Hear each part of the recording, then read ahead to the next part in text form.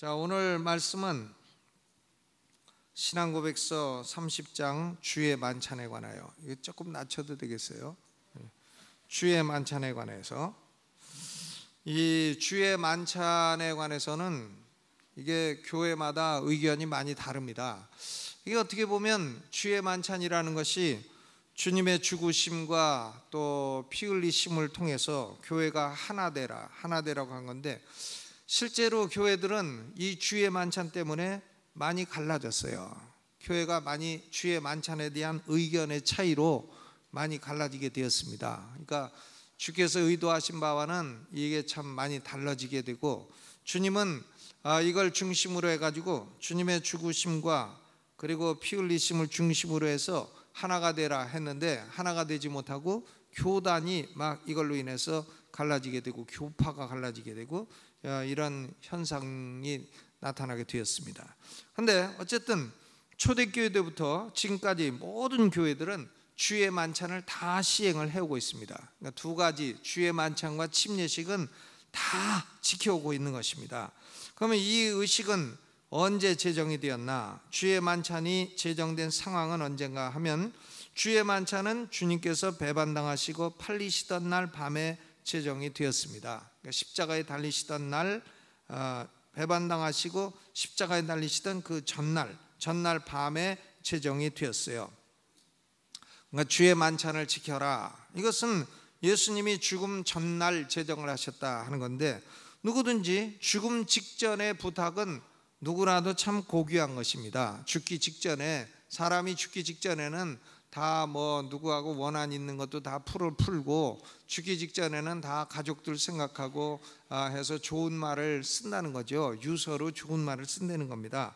그런데 주님은 그 다음날 십자가에 죽으시기 전날 밤에 제자들에게 주의 만찬을 지켜라, 이것을 재림할 때까지 지켜라, 이렇게 부탁을 하신 것입니다. 그러니까 이 주의 만찬은 주님의 죽으심 직전의 명령이고 부탁이기 때문에 대단히 고귀한 주님의 말씀인 것입니다. 그런데 주의 만찬은 어디에서 제정이 되었나? 주의 만찬이 제정된 위치는 교회입니다. 이것은 어떤 개인에게 부탁된 것도 아니고, 가족에게 부탁된 것도 아니고, 국가에 의탁된 것도 아니고, 교회에 의탁이 된 것입니다. 그러니까 지역교회 모인 회중 가운데에서 주의 만찬은 시행이 돼야 되는 것입니다. 자기 집안에서 가족들끼리 주의 만찬을 한다, 그런 거는 안 된다는 얘기죠. 그리고 또 친구들끼리 모여가지고 주의 만찬을 한다, 그것도 안 된다는 겁니다. 주의 만찬은 항상 어디서 하라는 거예요? 교회에서 해야 된다, 그런 얘기인 것이죠.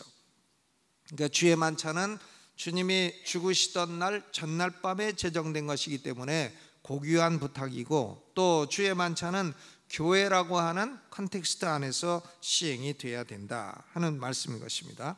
우리 고백서 1장을 읽어보죠. 시작. 주 예수의 만찬은 주님께서 배반당하시던 그날 밤에 직접 제정하신 것으로서 이 세상이 끝날 때까지 자신의 교회에서 거행하여 자신의 속죄의 죽으심을 지속적으로 기억하고 드러내도록 하신 것이다. 그리스도께서 이 성례전을 제정하신 목적은 신자들에게 그리스도의 죽음이 가져다주는 모든 은택을 확립해 주기 위한 것이다. 즉 신자들이 그리스도 안에서 영적인 양식을 공급받고 성숙하게 하는 것, 신자들이 그리스도께서 비롯된 모든 의무에 더욱 헌신적으로 뛰어들도록 하는 것, 신자들이 그리스도와 및 동료 신자들과 나누는 교제의 띠요 보증물이 되도록 하는 것이 그것이다 그랬어요.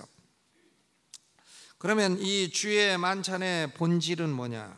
본질은 이게 그 부정적인 면으로 보면 주의 만찬은 로마 가톨릭이 가르치는 것처럼 만찬 시에 그리스도께서 실제로 희생제물이 되시고 실제로 성부 하나님께 바쳐지는 희생제사가 이루어지는 것이 아닙니다.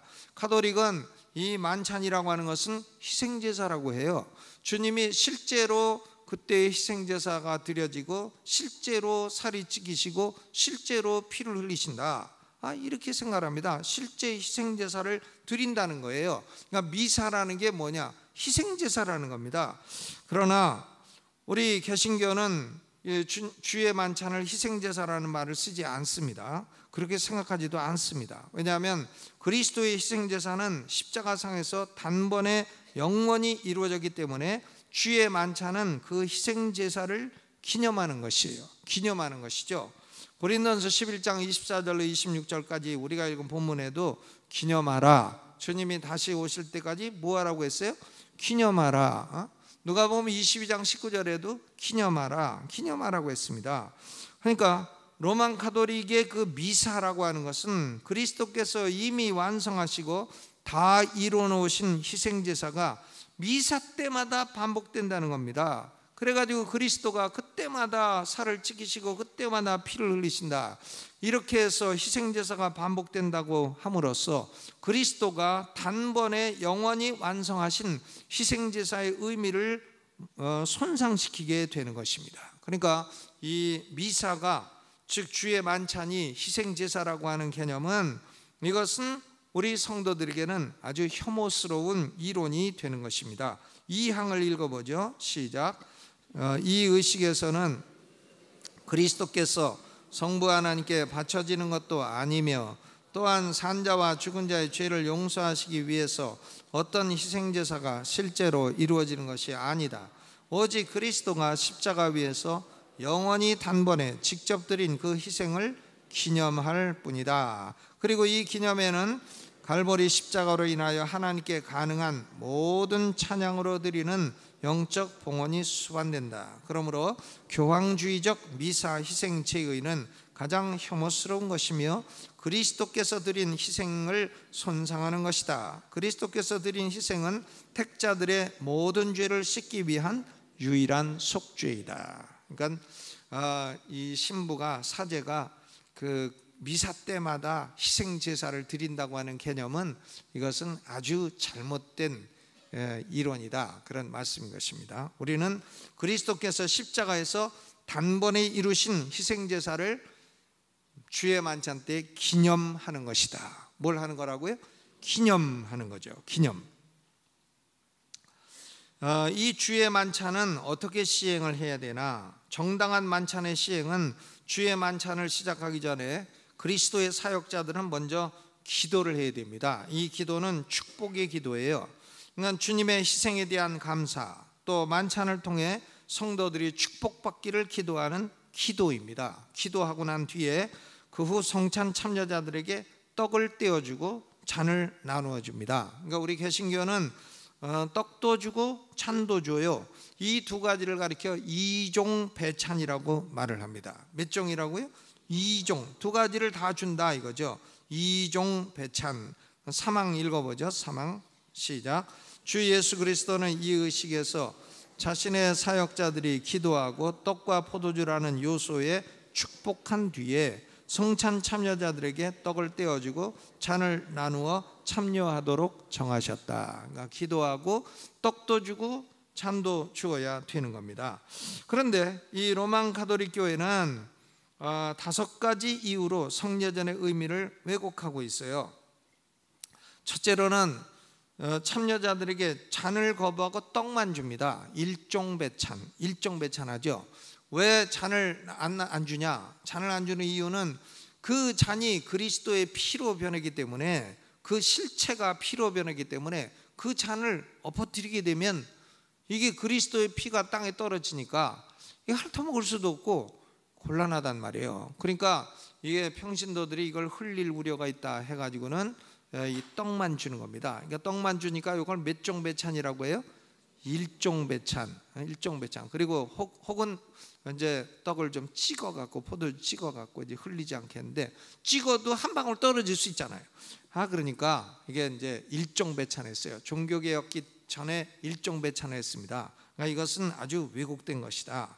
그리고 성찬의 요소들, 떡과 포도주를 그리스도의 피와 살로 변했다고 그걸 예배하고 그것을 높이고 또 그것을 찬양하고, 떡을 놓고 찬양해 그리스도의 살이요, 포도주를 놓고 찬양해 그리스도의 피요.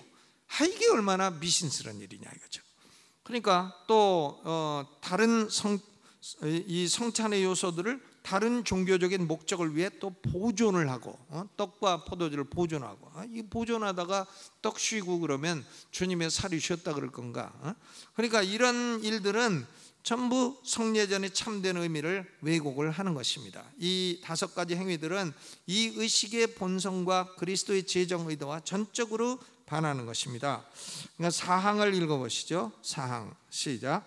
참여자들에게 잔을 나누기를 거부하는 것, 성찬의 요소들을 예배하고 찬양에 바칠 정도로까지 높이거나 그럴듯한 종교적인 용도로 사용하기 위해 보존하는 행위들은 이 의식의 본성과 그리스도의 제정하심에 전적으로 반하는 것이다. 그러니까 주의 만찬을 미신적으로 행하는 것이죠. 그러면 주의 만찬에는 뭘 갖고 하는 건가? 이걸 만찬의 요소라고 합니다. 요소, 엘리먼츠, 요소라고 하는데 주의 만찬에 대한 바른 교리는 다음과 같습니다. 이 만찬에는 떡과 포도주를 쓰는 거예요. 그 어떤 분은 뭐 막걸리하고 빈대떡 쓰면 어떠냐 그런데 그것은 안 되는 겁니다. 막걸리하고 빈대떡 먹고 뭐 어떻게 되려고요? 주의 만찬을 갖다가 그렇게 모독해도 되는 게 아닙니다. 떡과 포도주를 써라. 그리고 주님이 말씀하시기를 떡은 내 몸이요 이것은 내 피라 이렇게 말씀하셨어요. 그러니까 이 화채설을 주장하는 사람들은 주님이 말씀하시기를 이것은 내 몸이라 했으니까 그게 몸이라는 거예요. 이것은 내 피라 했으니까 그게 피라는 겁니다. 그런데요, 예를 들어서 이런 상징요법을 그렇게 해석한다면 주님이 나는 포도나무요 너희는 가지라 이렇게 말씀하시면 포도나무한테 가갖고 아이고 예수님 안녕하세요 그럴 겁니까? 너희는 가지라 했을 때에 가지가 곧 우리입니까? 아니죠. 그런 것은 심볼입니다. 상징이에요. 이것은 내 몸이요 이것은 내 피라 라고 말씀하셨을 때에 이것이 떡이 진짜 그리스도의 몸이 되는 것이 아니고 또 포도주가 진짜 그리스도의 피가 되는 것이 아니고 이것은 내 몸을 상징하는 것이고 이것은 내 피를 상징하는 것이다. 그런 의미인 것입니다. 여러분, 이것은 내 몸이요 이것은 내 피라 주님이 그렇게 말씀하셨을 때 그 떡과 포도주가 주님의 몸과 피를 상징하는 겁니까? 아니면 주께서 말씀하신 그대로 진짜 그리스도의 몸이고 진짜 그리스도의 피입니까? 예? 어떻게 생각돼요? 상징하는 것이죠. 상징하는 거예요. 예를 들어서 주님이 나는 문이니 그러면 문 보고 가가지고 주님 안녕하십니까? 이럴 겁니까? 그러니까 이 상징의 말을 제대로 못 알아듣는 사람들은 난독증, 이게 난독증이라 그래요. 뭘 글을 읽어도 무슨 뜻인지 모르고 헷갈리는 사람이다 이거죠. 그러니까 이 떡과 포도주는 축복받기 전이나 받은 후나 여전히 떡이고 포도주예요. 그 상징적인 의미가 중요한 것입니다. 그런데 로마 가톨릭 교회는 이것을 왜곡했어요. 교리를 왜곡해 가지고 그 아리스토텔레스라고 하는 사람의 철학을 따라서 그 철학을 가지고 신학을 구성을 한 것입니다. 그러니까 여러분 이게 뭡니까? 이게 이제 물이 뚝뚝 흐르니까 이게 뭡니까? 컵, 컵 물이 들어있는데요. 이게 컵인지 어떻게 아셨어요? 이게 컵, 이게 굳은지 어떻게 알아요? 이게 컵이라는 걸 여러분 어떻게 아셨습니까? 예? 남들이 다 그러니까 컵입니까? 그러니까 이런 것을 이게 컵인데 이 컵을 컵인 줄 어떻게 알아보느냐 이런 걸 철학자들은 앉아서 연구합니다. 그런 연구를 가리켜서 인식론이라 그래요. 인식론. 그럼 이 컵이 진짜 있는 거냐 이거 아니고 없는 건데 우리가 지금 있다고 착각하는 거냐 그럴 수도 있잖아요. 그런 걸 철학자들이 연구하는 걸 존재론이라 그래. 존재론. 존재론. 그러니까 이게 진짜로 있는 거냐 이게 연구하는 거 온톨로지 존재론이고 이걸 컵인데 이걸 컵이라고 어떻게 알아보느냐 이걸 이제 인식론 에피스테몰로지 인식론이라 하고 그 다음에 그러면 그 우리 인간은 어떻게 살아야 되나? 이게 윤리학, 그러니까 철학의 3대 영역이요, 존재론, 인식론, 윤리학입니다. 하나님이 계신가 안 계신가 이런 걸 연구하는 게 존재론. 그 다음에 하나님을 우리가 어떻게 인식할 수 있나, 이게 이제 인식론. 그러면 하나님이 존재하신다면 우리는 어떻게 살아야 되나, 이게 이제 윤리학입니다. 그러니까 철학의 3대 영역은 뭐라고요? 존재론, 인식론, 윤리학이에요. 그런데 이 이제 인식론에서 지금은 아리스토텔레스라는 철학을 얘기하니까 이게 컵이라는 걸 어떻게 알아봤나? 그러면 이 컵이 여기 이제 뭐 유리나 돌 이런 거는 물체예요, 물체. 영어로 excidence라고 합니다. 근데 그 안에 요 컵이 컵되게 하는 실체, substance가 들어있다는 거예요. 그러니까 아리스토텔레스는 플라톤하고 달라갖고, 플라톤은 실체가 이데아의 세계에 있다 그랬습니다. 근데 아리스토텔레스는 실체가 이데아의 세계에 있는 게 아니라 물체 속에 들어있다 그랬어요.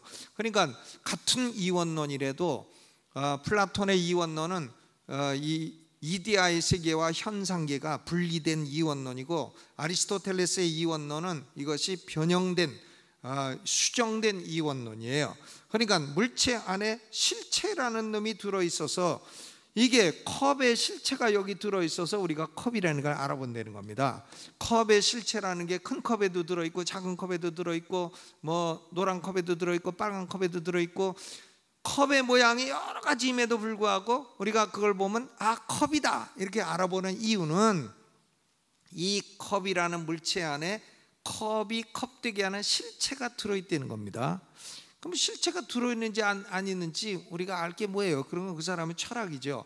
그러면 컵의 실체를 인간이 도대체 어떻게 알았나? 그것은 인간의 영혼이 선재에 있을 때에, 인간의 영혼 선재설이에요. 플라톤 같은 사람은 사람이 태어나기 전에 영혼이 이데아의 세계에 선재에 있었다는 겁니다. 그때 이데아의 세계에서 컵의 실체, 빵의 실체, 밥의 실체 이런 걸 다 알았다는 거예요. 알아가지고 이 세상에 태어나오면 컵을 보면 컵인 줄 알고, 빵을 보면 빵인 줄 알고, 떡을 보면 떡인 줄 안다는 겁니다. 이제 이런 것이 철학이에요. 그러니까 이런 것은 무슨 근거가 없는 거고, 맞는지 틀리는지 아무도 모르는 거고, 뭐 맞지 않을 가능성이 99.99999%고 그런 겁니다. 그러니까 이게 아리스토텔레스의 철학인데, 그러면 카톨릭은 이 아리스토텔레스의 철학을 가지고 어떻게 신학을 구성했나? 그러니까 떡과 포도주가 있으면, 이건 이게 떡이고 이게 포도주다. 그러면 신부가 봉헌 기도를 해요. 축복 기도를 하면 이 떡이 그냥 떡으로 있는 게 아니라 그 떡 안에 있는 실체라는 놈이 그게 그리스도의 피로 살로 싹 변한다는 겁니다. 그리고 이 포도주 안에 있는 실체라는 것이 그리스도의 피로 싹 변한다는 거예요. 그러니까 물체, 엑시던스와 서브스턴스로 나누는데, 엑시던스는 변화가 없다는 겁니다. 떡은 떡 맛이고 포도주는 포도주 맛이고, 떡은 떡 색깔이고 포도주는 포도주 색깔이고, 떡과 색과 맛과 향기는 그대로라도 그 안에 있는 실체가 그리스도의 피와 살로 싹 변한다. 이해가 가시죠? 나는 신부가 봉헌 기도해가지고 포도주가 피 맛으로 싹 변하면 오늘부로 카톨릭 신부가 되겠어요. 오늘부로. 그런데 아니, 이 떡과 포도주의 물질적인 특성은 그대로 있으면서 그 안에 있는지 없는지도 모르는 이 실체라는 놈이 그리스도의 피와 살로 싹 변한다. 그래서 이것을 화채설이라고 부르는 겁니다. transubstantiation. 트랜스 변한다는 거고, substance 실체가 변한다는 거예요. transubstantiation. 이게 화채설입니다. 그러니까 이런 것은 신부가 봉헌기도 하고 나면 그 안에는 실체가 기적으로 변화하고, 그리스도가 기적으로 그때의 희생제사를 지내셔가지고 몸이 찢기시고 피가 흘려져 가지고는, 그래서 그 안에 있는 떡과 포도주 실체가 피와 살로 변해 가지고 그걸 받아먹는다는 거예요. 그러니까 개신교도들이 농담을 했죠. 야, 니네 하나님은 뱃속에 계시냐? 응? 니네 예수님 뱃속에 계시냐? 왜? 떡을 먹으면 예수님이 어디로 들어가는 거예요? 뱃속으로 들어가니까. 야, 니네 식인종이냐? 응? 왜? 그리스도의 피와 살로 진짜 변했으면 너희는 그리스도의 피를 마시냐? 어? 그리고 그리스도의 살을 먹냐? 니네 예수님은 니네 뱃속에 계시냐? 이렇게 놀렸던 걸 볼 수가 있습니다. 우리는 지금 이런 얘기를 들으면 야, 저런 헛된 얘기를 저걸 설교라고 하고 있나, 이렇게 생각할 수 있지만요, 이게 중세기하고 종교개혁기 때는 사람을 수없이 죽고 죽이는 그런 너무나 중요한 얘기였다는 겁니다. 웃기는 것이죠. 여러분, 이런 화채설은 대단히 미신적인 이론으로서 성경이나 상식이나 이성이나 어느 것에도 맞지를 않습니다. 그러니까 우리가 5항 한번 읽어보죠. 시작. 이 의식에서 그리스도께서 정하신 대로 올바르게 나누고 사용된 외적인 요소들은 비록 상징적인 방식에 의해서이지만 그 외적 요소들이 가리키는 것들, 즉 그리스도의 살과 피를 가리키는 명칭으로 사용된 정도로 십자가에 달리신 그리스도와 연관이 있다. 그러나 이 외적 요소들은 실질적으로는 여전히 의식에서 사용되기 전과 마찬가지로 진정으로 떡과 포도주로 남아 있을 뿐이다. 6항 읽어보죠. 일반적으로 화채설이라고 알려진 교리, 즉 사제의 축성에 의해서 혹은 어떤 다른 방법에 의해서 떡과 포도주라는 실체가 그리스도의 살과 피라는 실체로 바뀌는 변화가 발생한다고 주장하는 가르침은 성경뿐만 아니라 상식과 이성에도 맞지 않는다. 이것은 의식의 본성을 뒤집고 수많은 미신과 조잡한 우상숭배의 원인일 뿐이다. 미신과 조잡한 우상숭배의 원인일 뿐이다. 그러면 어떤 분들은 이거 목사가 왜 다른 종교 치고 그럽니까? 근데 다른 종교를 치려고 하는 게 아니에요.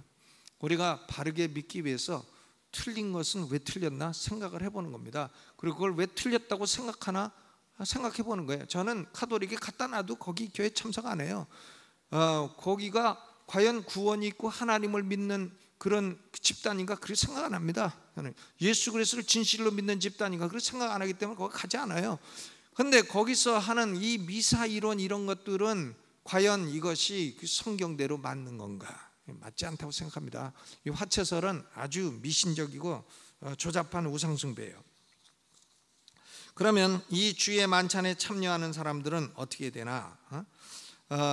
이 카톨릭은 화채설을 주장을 하는데요, 이 루터교는 공제설이라는 걸 주장해요. 공제설, consubstantiation. 그러니까 카톨릭에서는 떡과 포도주를 놓고 이 실체가 그리스도의 진짜 피와 살로 변한다고 하지만 루터교에서는 그건 좀 미신적이다. 그러면 어떻게 되나? 루터교에서는 떡과 포도주는 그냥 떡과 포도주이고 그 만찬을 할 때에 그리스도의 피와 살이 진짜로 함께 있다는 거예요. 그러면 그리스도의 피와 살이 어떻게 진짜로 함께 있어? 그러니까 루터교에서는 그리스도의 인성이 신성화되었다고 가르치는 겁니다. 인성이 신성화되었다. 그러니까 신성이 그리스도의 인성에 침투를 해가지고 그리스도의 인성이 신성화되어서 그리스도의 살과 피는 어디라도 갈 수 있는 그런 편재성을 지니게 되었다. 아주 미신적이죠. 그러니까 루터교도 미신적입니다. 루터는 굉장히 다른 것은 종교개혁을 많이 했는데 이 만찬에 관해서는 상당히 미신에 머물렀어요. 이런 미신을 가리켜서 뭐라고 합니까? 공제설.